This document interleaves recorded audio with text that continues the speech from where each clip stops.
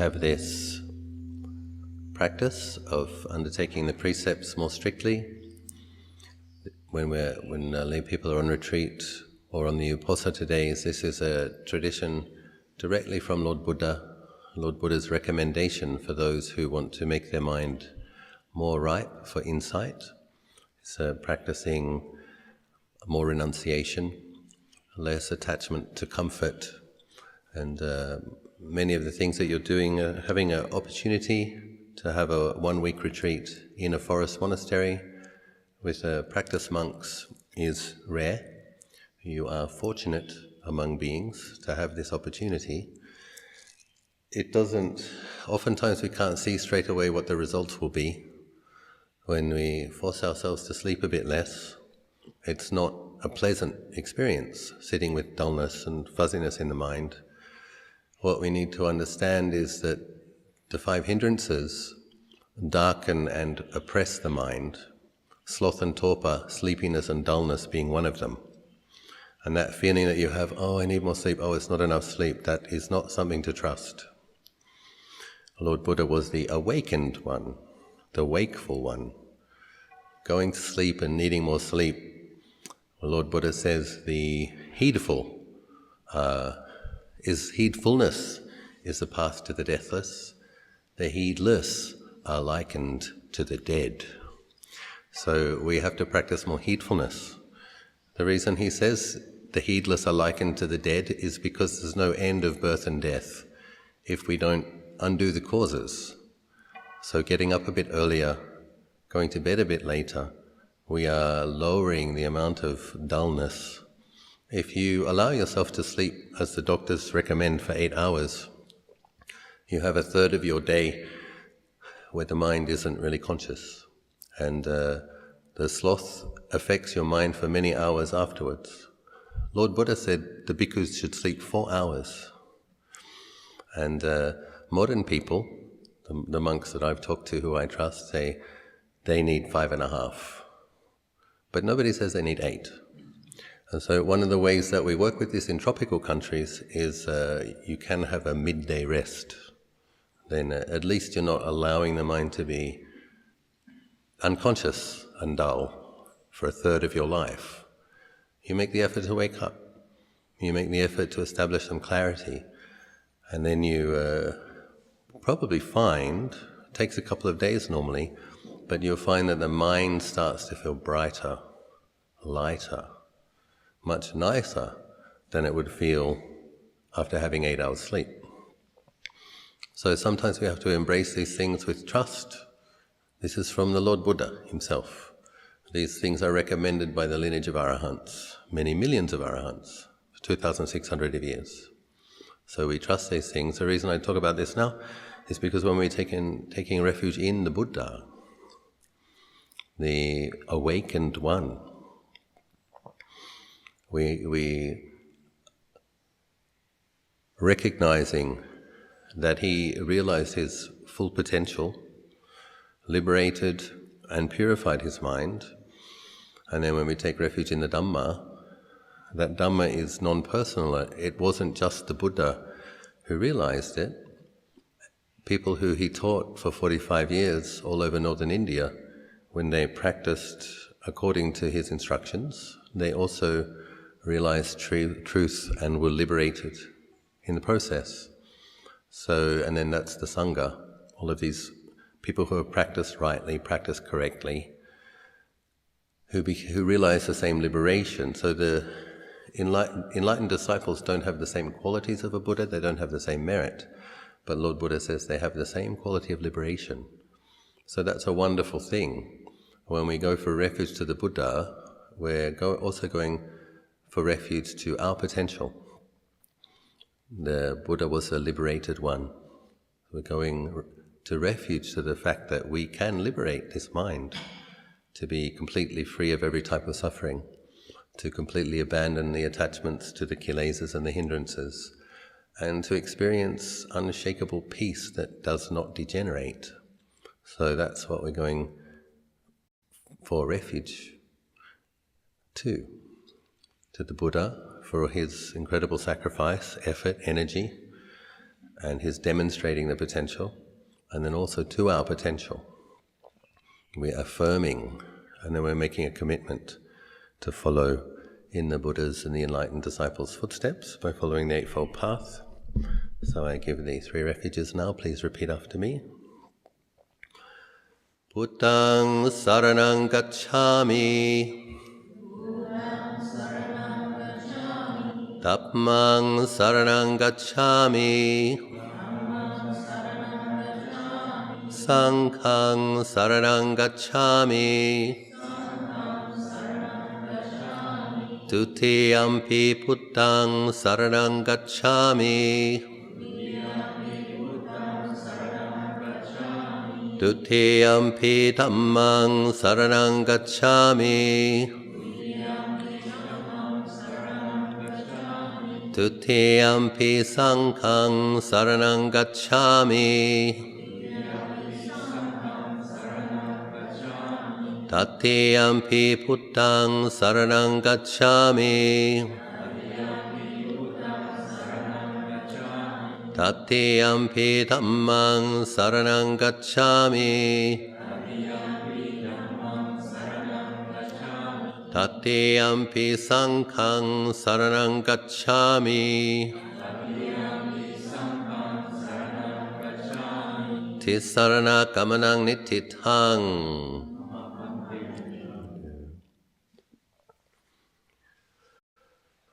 We're going to take the precepts next. It's interesting to consider Lord Buddha explained that for an arahant it's not possible for them to break the 5 precepts, or also they can't have sex at all. So when we take the 5 precepts, we're maintaining what's referred to as the beginning of these standards of having noble standards of behavior. It's the challenge of worldly beings is that we have greed, hatred and delusion based upon a foundation of ignorance. That's our challenge. The good news is that it's not our ultimate nature. We have a potential that is superior. But when we commit to keeping precepts, we're maintaining a noble standard. What that does is it causes the greed and the hatred to be within parameters, somewhat contained. And then if we keep these precepts for a long time, the amount of greed and hatred in the mind is less and less. Then that makes it possible, the likelihood of having insight, perceiving things according to their truer nature becomes much more likely because there's less darkness in the mind. So we're committing to a noble standard. When we take on the extra precepts, the 8 precepts, that's associated more with renunciation, not sleeping on a too comfortable place. That supports if your bed's really comfortable, it's very easy to just roll over and sleep more. But if your bed is less comfortable, on the precept of not to sleep on a high or luxurious sleeping place, then when the mattress is a bit harder, you wake up, your hip might be a bit sore already, your shoulder's a bit sore, you wake up, you want to get up. So there's a reason for the discomfort and for not having as much comfort. Similarly with the food, a couple of people have asked for an exception, maybe to have some gastric problems, but in general, after we eat, the mind does become dull, becomes a bit more sleepy as the body is digesting. So, and there's been a lot of research recently. People used to say people challenge the monastic life sometimes, like, this 1 meal a day isn't very healthy, what are you doing? And there's a lot of research now, and people study what intermittent fasting is actually very, very healthy for a human body. So the Buddha worked that out a long time ago. And your body is able to detox when it doesn't have an evening meal, or some people can skip the morning meal, some people can skip the evening meal. The general principle of allowing calories for 8 hours or 10 hours and fasting for 16 or 14 hours is very good for a body.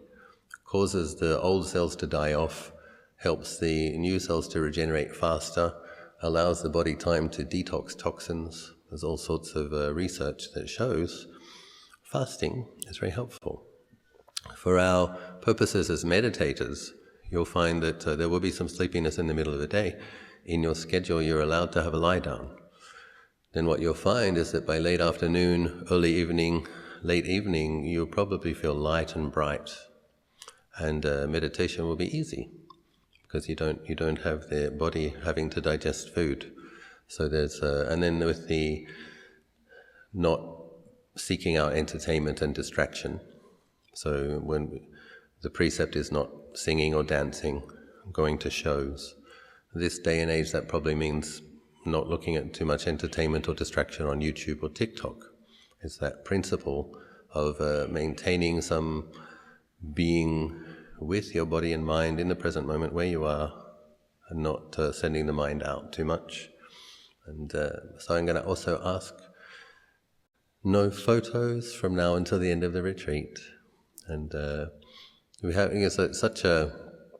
everybody's a photographer these days, everybody's a celebrity. It's very addictive, being able to take a beautiful picture, being able to send it to all your friends. People say, wow, so beautiful. And people don't realize this. The people who created these things, they made them to be addictive. They want you using their phones and their apps. Every time you get a like, you get a little burst of dopamine in your brain, and you get addicted to that. And similarly with Facebook, how many people liked what I said? How many people looked at it? And so we have to be mindful of where we're getting our dopamine hits. And dopamine's an addictive thing. It's when we eat chocolate, there's dopamine. When people have sex, there's dopamine. When people smoke marijuana, when people take heroin, it's more and more and more dopamine. The thing that they're actually addicted to is the chemical that the brain is releasing. And so your smartphones do the same thing. We're probably all addicted to them.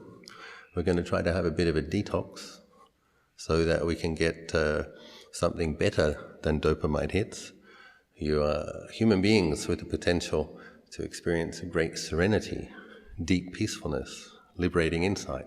So we're going to, when we do this, there's a little moment of sending the mind out. Send the picture to all those people. Okay, you sent your mind out. Then you see if they liked it or not. Okay, send your mind out. But then you've got to see their messages too. And then you never know, is something to like, something not to like. It's you never really know what's going to come in, right? In your inbox or your... So take a break from it. It's a very rare and special opportunity that you get to look inward and try to realize your deeper potential, have less discursive distraction and entertainment, and try to experience what is it like to be truly in the body, truly in the present moment, truly with the breath. You'll probably find a deeper type of happiness. Lord Buddha says peacefulness is the highest happiness. We don't actually know that until we experience it. So we have to go against the grain a bit and do the practices, sow the causes, and then experience that. Once you experience that, you have no doubts that a peaceful mind is better than a distracted one, an entertained one. So no photos. After the retreat, we can take photos. And before the retreat, I'm sure you were taking photos, so there will be time. When you're in the hall, please have your phone on flight mode. We don't want any ding, ding, ding, ding, ding, ding. If it's possible, turn it off for a week, if it's possible. It used to be possible because they didn't used to be smartphones. When I did my first 10-day retreat, I didn't have a phone. And I think Ajahn took people's phones away, did he, on their retreat? Sadhu. So I won't do that to you this time, but I'm going to ask you to try to use it as little as possible. And just, in a way, it's like you're having the ripening of a lot of merits right now. From many lives, this is a thing you can't see. How many causes you put into having this opportunity right now? If you could see that, I think you would be very careful. And because you never know what's going to come in, right? Like if I was Mara, and I saw these people were on retreat, and I said, oh, she hasn't turned off her phone. And I would scan, how many friends do you have? Hundreds of friends. Which one can I get to send a message that will upset her? Or which one can I send to get her fascinated or distracted, distract her from the deathless? And so, it's up to you how many doors you want to keep open to Mara. But if I was you, I'd try to close the door as much as I could. So let's take these precepts. Panatipata veramani sikkhapadang samadhiyami.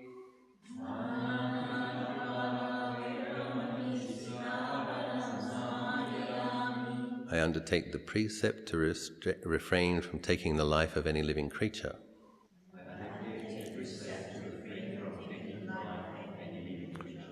Atinatana veramani sikkhapadang samadhiyami.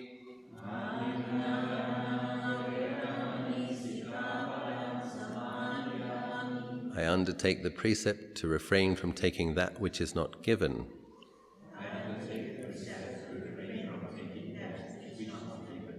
Brahmacharya veramani sikkhapadang samadhiyami.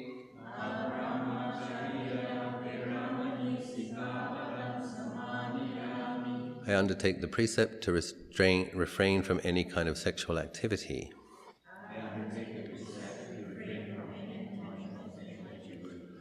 Musawada veramani sikkhapadang samadhiyami.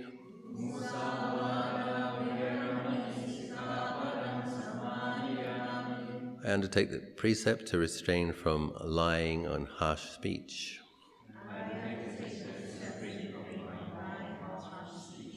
Surapmerayama japamadhatana veramani sikkhapadang samadhiyami.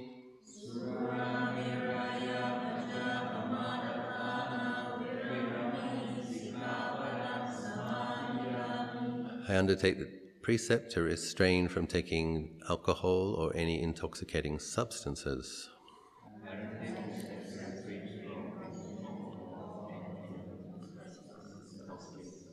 Vikala bhojana veramani sikkhapadang samadhiyami.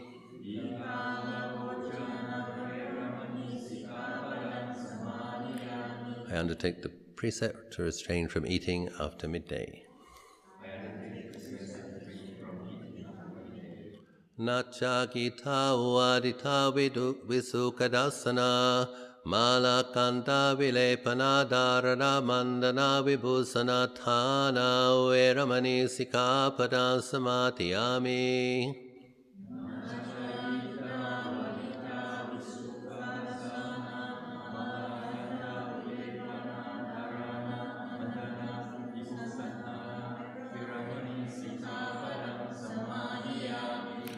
I undertake the precept to restrain from beautifying the body, entertainment and distraction.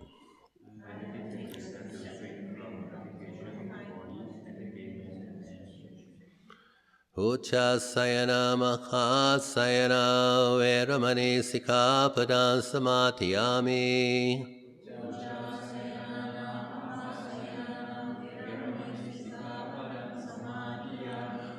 I undertake the precept to restrain from lying on high and luxurious sleeping places.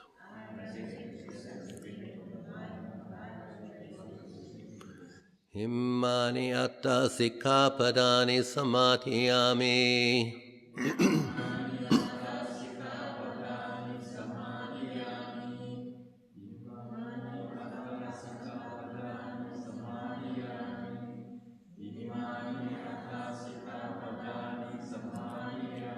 Sit lena sugating yante, sit lena boga sampada, sit lena niputi yante tasama silang visotai.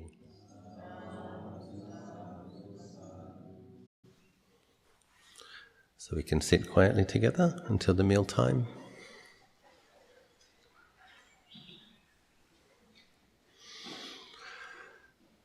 Practicing mindfulness of breathing. Generally, you take a few deeper breaths at the very beginning of the sit, consciously relax. Sometimes you can do some shoulder circles, kind of squeeze out any tension wriggle a little bit, make yourself a little bit comfortable, and then sit as straight as you can, not too tight, not too loose. And then when you take a few deep breaths, you're just inclining the mind to know the feelings. In the forest tradition, oftentimes we're using the syllables Buddho, and breathing in Buddho, breathing out Buddho, and if there's a lot of thinking, it can be breathing in Buddho Dhammo Sangho, breathing out Buddho Dhammo Sangho. Similarly, if there's a lot of dullness or sleepiness, recollecting these words, giving the mind something to do, can also help us, restrain us from falling asleep. And then the mind begins to wake up a bit more, and there's less thinking, breathing in Buddho, breathing out Buddho, finally breathing in Buddh, breathing out Do. If you find that the mind becomes peaceful and you don't need the mental recitation, you can just be with the feeling of the breath, take that peacefulness as the object, and then if the mind comes up and has discursive thought again, then we pick it up again, breathing in Buddh, breathing out Do. So we meditate together now for 45 minutes.